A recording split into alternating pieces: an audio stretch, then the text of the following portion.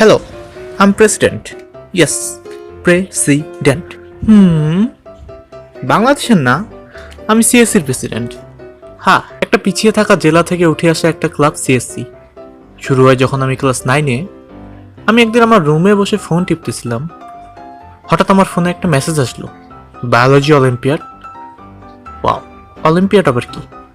দেন Google করলাম, জানলাম। দেন আমার এক ফ্রেন্ড ছিল, তাকে ফোন করলাম, যাবি? যাব, চল চল। তারপর চলে গেলাম দিনাজপুর হাজি দানেশে পার্টিসিপেট করার জন্য। লিটারালি কিচ্ছুই লিখি নাই। দেন সেখান থেকে আসার পর ঢাকা গিয়েছিলাম কোনো এক কাজে। সেখানেই ঘরে টার্নিং পয়েন্টটা। সেখানে আমার সাথে দেখা হয় Ayman Sadik. Yes, the Ayman Sadik. I was like wow. ওর খুলে ফেলি গ্রুপ। আমার সাথে ছিল মিম, সজীব। তারপর থামতে হয়নি।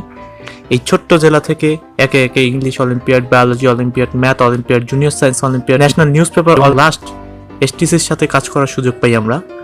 শুধু বাকি আছে আয়মান সাদিকের 10 MS। সুযোগ পাইলে ঝোপ বুঝে কোপ দিব।